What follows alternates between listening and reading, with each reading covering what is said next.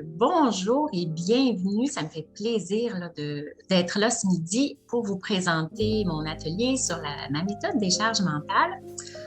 Alors, voici les 8 étapes de ma méthode des charges mentales. Enfin, vous l'attendiez. Donc, on va passer à travers tout ça. Là, je ne vais pas tous les lire parce qu'on va les passer un après l'autre. Donc, le D comme déléguer, hein, partager, organiser et planifier. Donc, déléguer toutes les tâches qui ne sont pas importantes pour vous puis qui ne nécessitent pas d'avoir vos compétences et vos habiletés ou pour lesquelles vous n'êtes tout simplement pas habilité. Alors, quand c'est possible de le faire, que ce soit à votre conjoint, à vos enfants ou peut-être même à des gens que vous pouvez engager, hein, je pense à une femme de ménage, par exemple, ou faire venir parfois des repas maison, mais déjà faits d'avance. Quand vous êtes en période où vous êtes plus débordé, bien, ce sont toutes des choses que vous pouvez faire. Donc, de déléguer, de partager des tâches avec l'entourage, comme je viens de le dire. Euh, Évidemment, utiliser, je ne sais pas si vous le faites, est-ce que vous avez un agenda, un calendrier familial, un tableau de tâches, des to-do list, mais pas à l'infini, hein, quitte à en avoir une personnelle, une professionnelle. Si vous avez une activité importante, ça peut être une pour ça aussi. C'est ça, un agenda commun hein, avec les enfants, votre conjoint et un cerveau numérique. Peut-être que c'est nouveau pour vous, ce concept-là de cerveau numérique. Cerveau numérique, c'est des espaces où on crée toute notre organisation. Il y a différentes applications là, qui permettent de le faire comme Notion, Evernote, Asana. Il y a vraiment différentes applications. C'est sûr que dans mon programme, je vais vraiment davantage élaborer là, sur tout ça avec tous les outils possibles. Et bien sûr, lâcher prise sur la façon dont ce sera réalisé. À partir du moment où vous déléguez une tâche, elle n'existe plus dans votre cerveau, dans votre tête. Ce n'est plus sous votre responsabilité. Vous l'avez délégué à votre conjoint. Exemple, le repas, le souper, vous déléguez cette partie-là, votre conjoint aime faire à manger, pas vous. Vous déléguez la partie repas, vous lui laissez en faire le menu, aller faire l'épicerie, acheter ce qui va avec son menu et faire les repas et vous déléguez complètement. Vous vous occupez d'autre chose, vous ne vous occupez, ça n'existe plus dans votre tête. Ce n'est plus à vous, ça nous appartient. C'est extrêmement important d'apprendre à déléguer, mais pour vrai. Alors, dans le délégué, il y a aussi planifier votre horaire, des listes de tâches pour chaque membre de la famille. Évidemment, je parle surtout des enfants là, quand ils sont plus jeunes. Une fois qu'ils deviennent adolescents, ils peuvent commencer eux-mêmes, c'est sûr, à s'organiser et à planifier du moins tout ce qui concerne le scolaire, leur vie en général, le social, les activités parascolaires, etc. Donc, l'idée, c'est de leur montrer pour qu'ils puissent se l'approprier justement que encore là, vous n'avez plus besoin de vous en occuper. Et bien sûr, lâcher prise sur le résultat. Hein. À partir du moment où on délègue, on organise, on planifie, on aide les gens de la famille à le faire, on lâche prise sur le résultat par la suite. Parce que vous ne pouvez pas tout contrôler. C'est ce qui fait que vous êtes rendu à un stade d'épuisement puis de grande surcharge mentale. Ensuite, le E comme engagement dans votre relation conjugale. J'en ai parlé tout à l'heure de l'importance aussi de la relation, évidemment dans le respect de l'autre, de vos valeurs et de ses valeurs, de ses besoins, de ses choix de vie et des vôtres. Investissez-vous vraiment profondément hein, dans un engagement avec votre partenaire, malgré ses fragilités et ses défauts, les vôtres aussi, évidemment, malgré les faiblesses, et surtout sans être dans l'attente qu'il change. Parce que être dans l'attente, c'est aussi augmenter sa charge mentale. C'est certain, parce qu'on est toujours en train d'attendre que l'autre change plutôt que changer soi-même, mais on sait très bien qu'on ne peut pas changer l'autre. On ne peut que se changer soi. Ce qui est merveilleux, puis je l'ai vu maintes et maintes fois en psychothérapie, c'est que quand soi-même se change, l'autre, par la dynamique relationnelle, en vient à changer aussi. Donc ça, c'est vraiment fascinant de voir les dynamiques relationnelles qui peuvent changer comme ça. Donc, c'est ça. Moins vous avez d'attentes, évidemment, moins vous êtes déçus si la personne ne répond pas à vos attentes. Puis, c'est important de les exprimer, vos attentes. Hein? Je parlais tantôt de déléguer. Bien, c'est important de le dire à qu'on s'attend d'une façon directe, claire, cohérente, parce que votre conjoint, il ne sait pas lire dans vos pensées, malheureusement. Il ne le saura jamais. Même chose de votre côté. Hein? Vous ne saurez jamais lire dans sa tête non plus. Donc, c'est vraiment important. Le C, comme confiance, mais aussi responsabilisation et lâcher prise à la maison comme au travail. Je reviens au lâcher prise parce que c'est extrêmement important, là. Ça fait vraiment partie du travail intérieur à faire pour alléger sa charge mentale. Donc, pendant le processus de changement, pour alléger votre charge mentale, justement, vous devez lui faire confiance au processus. Pour responsabiliser, hein, avec un certain contrôle sur des stratégies et des solutions à mettre en place face à une problématique, que ce soit au travail, à la maison. Donc, ce sur quoi vous avez du contrôle, mettez des choses en place pour changer les choses, prenez des actions, ça n'arrivera pas tout seul. Par contre, quand vous n'en avez pas de contrôle, hein, je pense au travail, souvent on n'a pas nécessairement beaucoup de contrôle sur les décisions de nos employeurs, de nos supérieurs, bien à ce moment-là, on a toujours le choix. On peut rester là puis lâcher prise sur ce sur quoi on n'a pas de contrôle, hein, même si ça nous irrite, ça nous contrarie. Ou bien, il y a toujours l'option, évidemment, de changer d'emploi, entre autres. Donc, pour arriver à lâcher prise, il y a différentes choses qu'on peut faire, hein. Bien sûr, les respirations profondes, il y a la cohérence cardiaque qui est de plus en plus connue, hein, qui est de respirer sur 5 temps, respirer sur 5 temps pendant 5 minutes. Donc, ça fait une trentaine de respirations à ce moment-là. C'est très, très bon pour s'apaiser, pour se calmer. Il y a la pleine conscience. Hein, la pleine conscience, que c'est vraiment d'être conscient, d'être là en ce moment. Donc, par exemple, moi, je suis bien présente avec vous. Je ne suis pas en train de regarder mes réseaux sociaux, par exemple. Alors, je suis là avec vous. Donc, c'est vraiment important d'être en pleine conscience. Ça peut être pendant que vous faites le repas, vous êtes vraiment en train de faire le repas, en train de faire autre chose, de lire quelque chose en même temps ou d'écouter un film ou quoi que ce soit. Vous pouvez mettre de la musique, ça peut aller, mais c'est la pleine conscience, c'est vraiment d'être présent dans le moment actuel ici et maintenant. Le yoga aide beaucoup à ça aussi, la marche en nature, évidemment, l'exercice physique, ce sont toutes des façons d'apprendre à lâcher prise. H, c'est comme humaine, imparfaite et bienveillante dans vos relations familiales, mais envers vous-même, c'est extrêmement important. Moi, j'aime beaucoup ce point-là. Diminuez vos exigences envers vous-même et les autres. Tentez de vous déculpabiliser pour ce que vous devez remettre à plus tard par manque de temps. Quand on est débordé, surchargé, parfois, on ne peut pas tout faire, puis on se sent coupable de ne pas avoir tout fait ce qu'il y avait sur notre to-do list, mais déculpabilisez-vous. C'est comme ça pour nous tous, je vous dirais. Diminuer les faux cons, hein, et le faux con. Ça, il y en a, là, surtout quand là, on arrive à l'été, mais quand le printemps arrive, hein, il faut qu'on racle le terrain, il faut qu'on fasse un jardin, il faut qu'on plante des fleurs, il faut, hein, il y en a, puis là, je suis certaine que vous en avez des dizaines à nommer, et je dois aussi. Donc, choisissez au lieu de devoir, c'est beaucoup mieux, je choisis que je dois. Et faire fi du jugement des autres, du regard des autres. C'est votre vie, hein? Ce n'est pas la vie des autres, c'est votre vie à vous. Donc, ce n'est pas important ce que les autres pensent. Vous pouvez apprendre à vivre votre vie selon votre regard et pas celui des autres parce que vous en avez juste une. Donc, si vous vivez à la place des autres selon le regard des autres, mais vous ne ferez jamais une vie accomplie, satisfaisante et épanouissante. C'est extrêmement important, hein. Je parle d'être humaine, imparfaite et bienveillante, d'être humaine et bienveillante envers vous-même, hein, d'avoir de l'autocompassion. C'est vraiment extrêmement important. Quand arrivent des moments où vous vous sentez coupable, que c'est difficile pour vous d'accepter certaines choses, pensez à comment vous seriez avec votre meilleure amie, par exemple, ou votre sœur, quelqu'un qui est très proche de vous, que vous aimez beaucoup. Hein? Comment vous réagiriez si elle vous annonçait telle ou telle chose qu'elle a fait dont elle se sent coupable? Hein? Probablement, vous seriez très douce, bienveillante et compatissante. Alors, faites la même chose pour vous-même. Donc, reconnaissez, acceptez, exprimez vos émotions. Offrez-vous aussi des récompenses.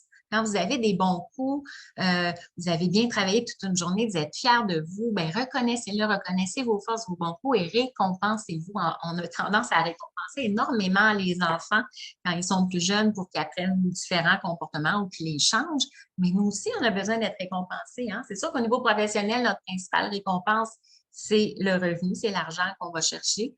Mais c'est important de se récompenser soi-même par des petits moments pour nous-mêmes, peu importe là, selon vos préférences. Écrire vos 3 petits bonheurs de la journée avant de vous coucher, c'est un exercice vraiment puissant là, de reconnaissance, de gratitude, puis ça vous aide à focaliser sur les moments positifs de votre journée. On sait que l'esprit humain a tendance à focaliser sur le négatif, beaucoup. On le voit entre autres dans les nouvelles, hein, je pense que c'est 99,9% des nouvelles sont négatives. Donc, l'esprit humain est comme un peu fasciné par le négatif. Alors, c'est important, avant de vous coucher, d'écrire vos 3 petits bonheurs pour vous endormir sur le positif de votre journée, même si ça n'a pas été une bonne journée. Vous pouvez aussi réaliser une liste de tâches qui ont été accomplies pour en prendre conscience, style de did list qu'on appelle ou done list. Alors, au lieu d'écrire seulement les tâches qui vous restent à faire, vous pouvez, peut-être pas tous les jours, bien sûr, mais à un moment donné, écrire tout ce que vous avez fait, juste pour réaliser combien vous en faites en seulement une journée. C'est énorme.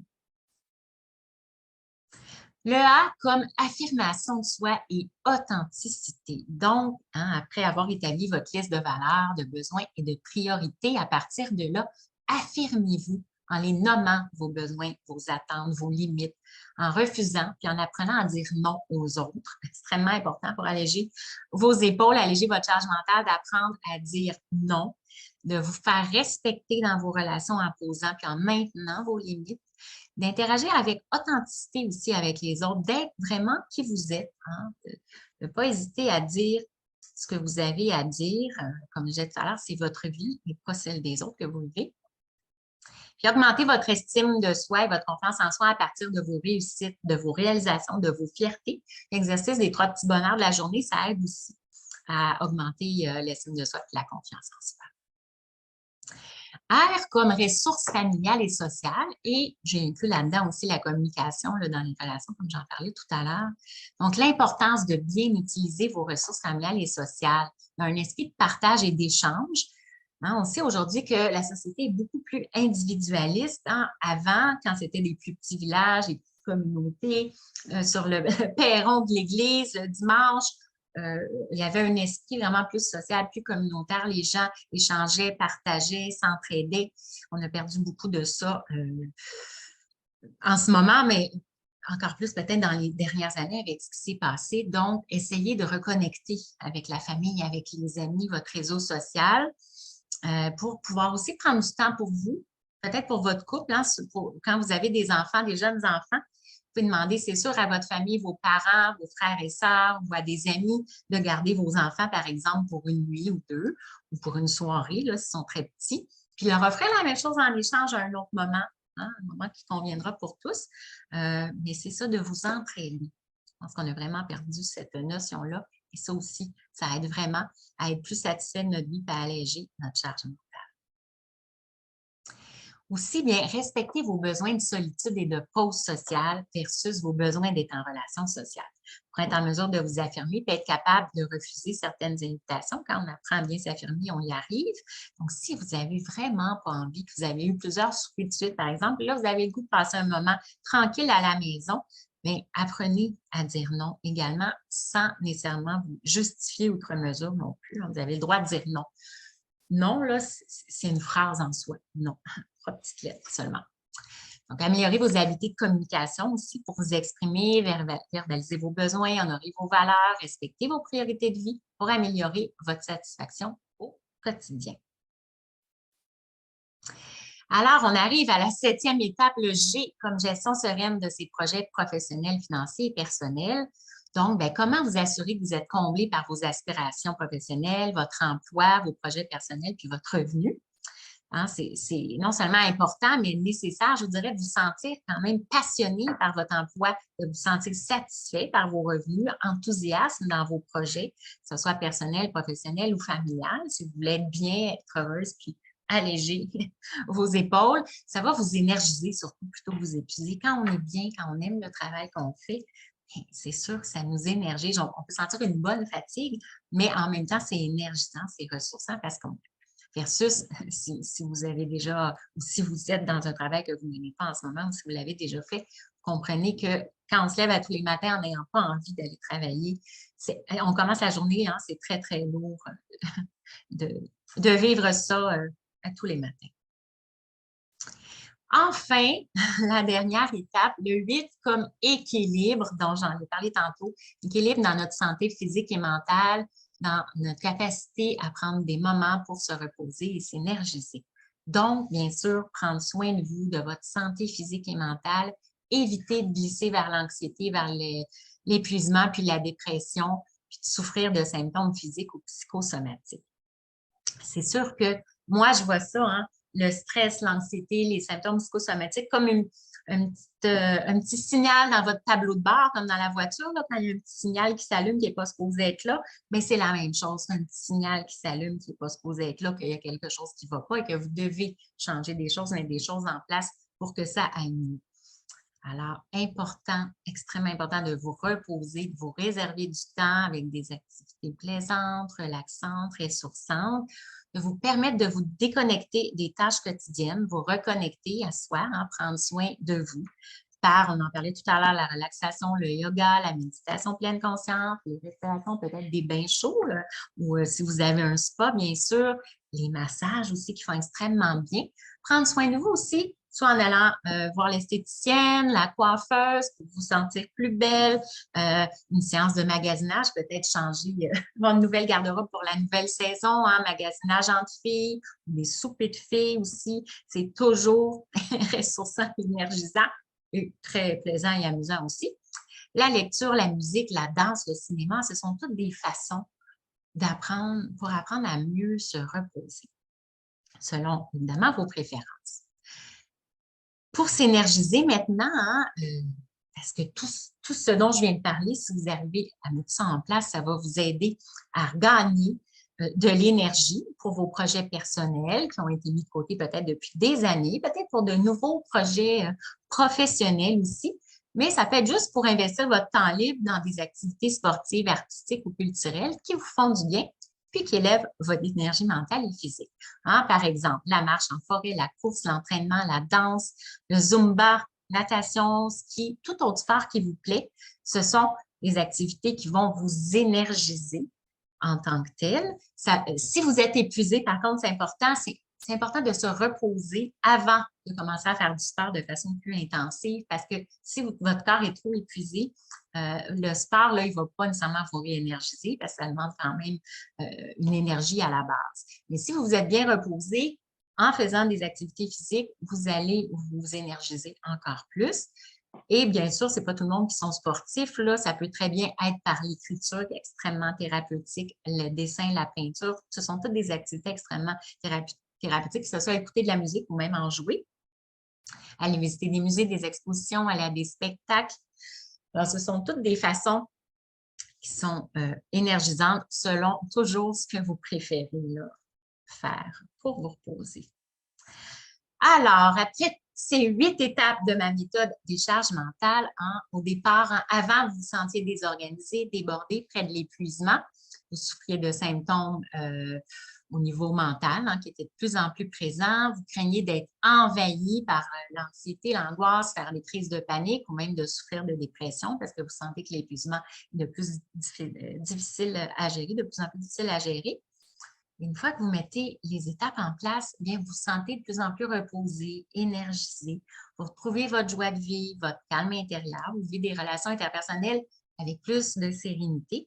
Ça ne sera pas parfait. Il n'y a rien de parfait en ce bas monde, vous le savez, mais ça va s'améliorer. Et plus ça va s'améliorer, mieux ça va être et plus vous allez être sereine dans tout ça.